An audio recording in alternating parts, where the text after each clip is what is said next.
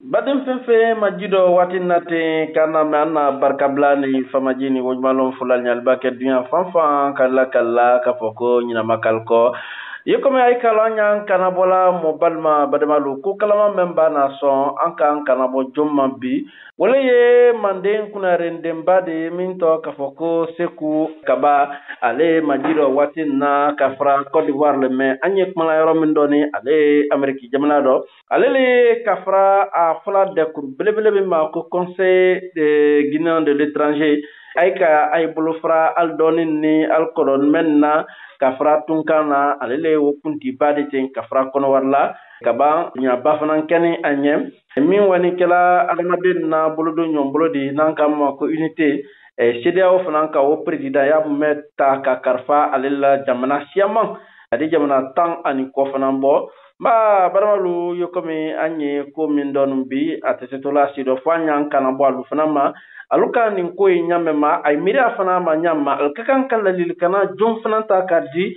men ye mansayala wodo anka kana bo mana ye seku kabadi badama assalamu alaikum wa alaikum salam seku kaba afoloma lente kafoko yete me emission ndo John seku kabadi kuma anye ikandoni to di seku kaba kafra kalfa muriyala ala ka ke lakine ka fenfen sin Côte d'Ivoire albeka lalla nyanda ndo kankalla nyamodi kankalla président du Conseil de Guinée de Côte d'Ivoire. Ensuite les ambassadeurs de paix dit kabi 2015 et avril terminé URM CEDEAO Union des ressortissants des États membres de la CEDEAO mini Côte d'Ivoire communauté fenfeni ulbeke la albeka la doka kala nyamo de kankalla président di alhamdulillah en fenfen siro yindi alhamdulillah akra si fenfeni asibe la endo bi alhamdulillah Allah du'a barmo la vra famiyali soroma nika mafana ka foko fanka barama fale ambra yang aidon lagina ka mendi ka foko lagina kuruyal kana o lokun kelen ani tele damando le bi kayela ka foko aidi se mun fala ka ben fanka mafalen ko ma alhamdulillah rabbil alamin e koma e fulanya makoni generatele alaba kiti komina mo si setoro mfana aparalando parce que ensuite ni takan ne ka koye ba ma yituna parce que kolte ni nyame akata nya avion ko nan tele New York ni Dallas te nji ni ko le na téléphone na image kan baranda koba kaba koba ka masake ye ani sura sili union d'affaires nga nyame ma agbarana kusre nyaje da bora parce que masali mo tite ala trala kosu de sima donc maintenant la ka kitera ko la fo e kale alhamdulillah rabbil alamin antani kudeta folo ni kabila Guinée la kudeta make folo la Guinée a folo leni donc ni ala ka ke ana masaka amama jimi ko makala amina rale ka to kala fanga brapan ala la selodi anko ni ala trala mina ko ma na folo nyamima ka fo kote na sorna alhamdulillah rabbil alamin ala kana to ko ya sur amena donc an ye duwawu kɛ la ka banka duwawu kɛ fɛn san'a kɔrɔ ala ma tara bɛ ɲɛ parce que bɛɛ fɔ ani la kun ne la sɔrɔti min fɔ ani a fan fila fɛn ka ala ma tara ala la yafa bɛɛ ma ala ni ma jira ala kafari ka ye alu fɔ ani kɛlɛ ko kɛ d'ale yɔrɔ ka foli da albaramolu fana ma bɛɛ y'i sabari ka minɛ ala ye mɔgɔ si se tɛ ala la ko rɔ donc fo k'o foli d'alu ma ka ban min na ni masaya la ni ka duwawu k'ale fana ye ale hina lagina kalla masake ka amina kunya ko sika na soro a wati ba se na kan ka bla le na wati sera nete ala tola ana masa siwa ko ka uko ka bla jabana kono wati ba se akan ka wadia mi adu ya ba ka kumi ka doke ka na saka la fen na ko kan ka bela do ne ala tola olela ka do ka bien mon sabala al rafan kata ka kena na sidal maka hakli mandal maka bendal ni yonte ala mokera amin coup d'état ni temenen koro lagina kamen ye kokan wuluka ye nya juma be lagina kamen ye kokan akra barado ko ledi ko ci sin de ko min kan e ko la barado bero min ye mansakefe olu jitera kusre olu ka la kansiama fo parce que ni milite ko mina na kera a beleman ka danatini ya kenin ko o caman ye fana a liminara ala ma k'a fɔ ko tumarɔ waati dɔ de bɔra se ala bolo laginilakayira ye ko min dɔn min tun tɛ mansaka fɛ olu sɛwara parce que bɛɛ n'i la sawa ko bɛɛ n'i la olu sɛwara donc o fan fila de ye ɲɔgɔn na k'an bila kɔndafili rɔ mais li nani mansaya la a lakuma fɔlɔ a n'a lataama fɔlɔ an natɔ kuma la o kɛra fɔlɔ dususuma dilan ma donc o kɛra dususuma di daminɛ a ye ma o dɔn oui o kɛra dususuma dilan ma fɔlɔ mun don ok baden fɛn fɛn majiro waati na barkabla ni famaji ni wujmalon fulal nya ay tolbalo ni badema seku kabal la de alele lagide kala nyemoya la ka fra Côte d'Ivoire la abra anye baro kanal la waati na yiko may kalon altana la lihlal masonabi ni ka wa fana fanka kuda abra na butunsa na yimadi dumbuya di obrana fanka la ay ka ko ye nya joma fanka koloman tienen koro kuda abra na ni bela denen temenen koro sa ala discours folo na ye ala kuma folo ma de aluka muye ni ala kodo ne anga ni oro akasawana kulilda andu sukuna ka fo ama mu'mina alhamdulillah rabbil alamin no te shamay kala ministre do fin mo ba fin dal be mina kal be datun ka ko kala en fait coup d'état te pleni de be ka Liberia ta e Samuel do wara nyami man be ka Côte d'Ivoire ta e Guy Robert sara nyami man ba antani alhamdulillah an kan ka tandu di alama kama sakura lufo donc aliyati mina nyami maka fortena ko jukala mola me be dit mi loi fait tribunal fait alhamdulillah parce que là on connaît ben ni bara la sawa woro ben ni bara la sawa anya ala tala ale to sakile wukan ale to sakile wukan nafika do nyonte nafika do la groupe ro ale to sakile wukan an ko na ni la sawa no la folo munu na la ka bas la da fait parce que pays la na coup d'état lien sur la Silvana Fanka la paix d'Islam ni to une force kan surtout abramin fo ça fait moyen a photo la bo jata kala iriki kan ka la fadin kan ka kem mana kandi aya fa kala barake o be ko nyuma ne di donc anye fudi la duma woro ok ni bela denen korosa ibrahima yila ka fo ko kate nankam kudo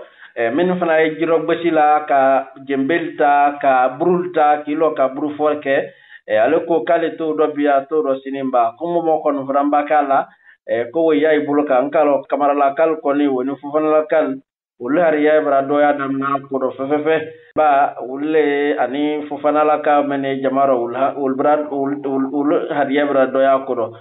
nimbela dena korom tisa ay miriya ka foka kan kala bara la sanya nya juma ile tete mun fola do baruka na bulma ka fokola la ne afa ninke ay fana mi ye kokan ay miriya la kan ka muni munke alhamdulillah an kunta miriya emindi anciennement na miriya lodi ale bureau kura ni sito gouvernement kura ni su o ke barala la gbansanedi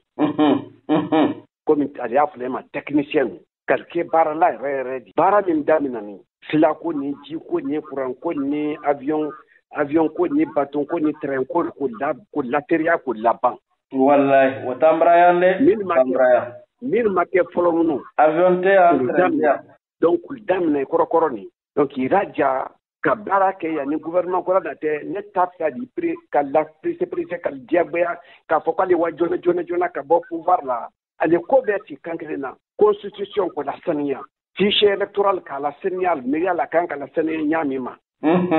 ka barake ani technicien ya de barake ka ko la bella sania pour que ala yan de élection bre bakeni ko mankan kana karo mo fa kana karo parce que la Guinée cabra fo ko ju ala ya fa de après ala ya fa de paiement ka élection ke ka la sania mankan sikana karo donc on peut te kala ka fo kuludin du sabay parce que la Guinée nyami mati uli nyami ni babada to mara do mod ni nyonte siya kala to mara siya ya donc fo jamal to mara ko du nyombulo on a to kala di be ye don kala ni ka bo kala ni adule kan ka barake ka baraka nyaare ma alkana mo la me ali alla barake ali raja la Guinée sania toria fin keni la Guinée ka badam na fin ma ka dabna independence ma ka blamima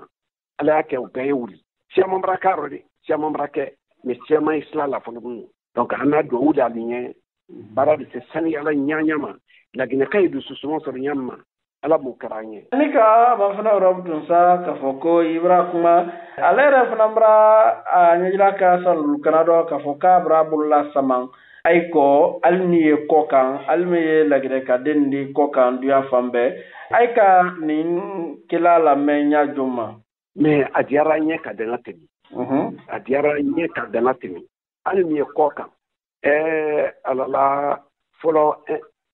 de anta la fankala gouvernement sia anta la folo ko lagine ka domine kokan mais bi ambe brake lagine kadi ko padori gaban naram sayala ko lagine kamini kokan ala dala jidala ila lagine kamini kokan afana bra kokada ke akalon anye senino surtout min blani conseil di parce que man si a rematé le conseil ministère rematé conseil de l'étranger almal ko si a rematé gouvernement rel ka décider ko kan lasi ana élection e keni jamana bekan beki la président ataka bla ligne anyi joya bara la guinéen lagina kamimba problème soro ko soro habina ko finde soro ana wudi kan lola dama sécurité dilama foko laka kabam la budget madame fos madame ani ambassadeur de bara l'union fait mais o fana fala le ko wudi talu budo wudi banna ka foko ka jabana din mademe ani bara mikela agbele ma ambassadeur tadi agbele ma consul tadi suni tele ayan sin kuno ni masake ka kila dan mawro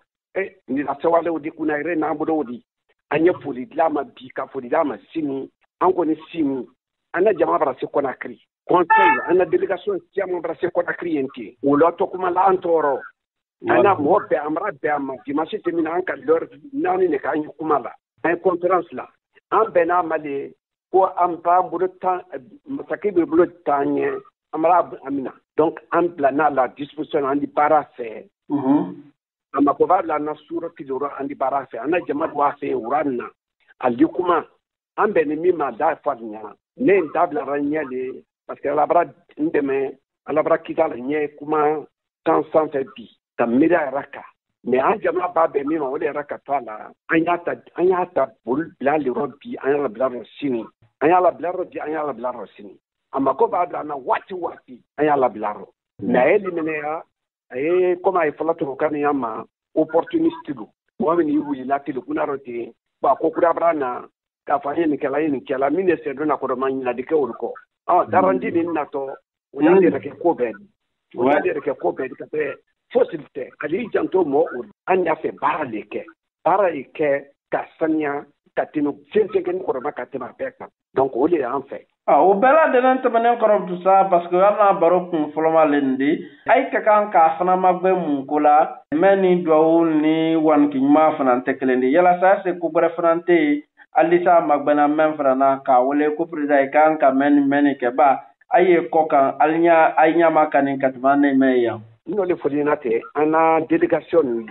amra conférence ka an ka lor nan ne ke dimanche temini ay conférence an ban fani yonte an beni fin ma délégation men wani o lié au sebeka dama o la sebeka dama ka nyala blaro do woni funu boni kwaro parce que était ko kala ni bol materaro rambra dossier rabé délégation tiamane ni do bravo français Italie Chine Russie al bravo Russia man kan albaye Côte d'Ivoire la délégation ye Morlay Touré wuriye mbra do fondaro ana délégation mra tiaman sebe nga fon ko technicien ko la gouvernement ali barake kala sania ana mimine wala kala ana du korofimine wala kala wate anya fa ali transformer usine naldo ka do para do ke sur place pour que la Guinée dino ali bo somasro ali bo para tayaro ali barake wala ka fin tate ka boxil ta kala wate ka fin konote kala wa ate barala ali rajaka diagbe ka falina ali barake kala si wala di pe katim fem peka nana modia besebe siamandi sebaro kadaluma jama siaman beri tafo mais an konya la disposition do sous anitele amako ba na wati anda kilikana me inshallah tamadu waka fu ga fu dama ka amiri afanyana badan fenfe majiro watinna duyan fambe ay tulmaloni anna barokun folomal lawdi anna mubba mento ko seku kaba katfamura kala de may ameriki wati mindo naye lagida kala mansala kafra konwarla watinna barmalu andi foɲɔ sama yani k'a ɲa kun filana damina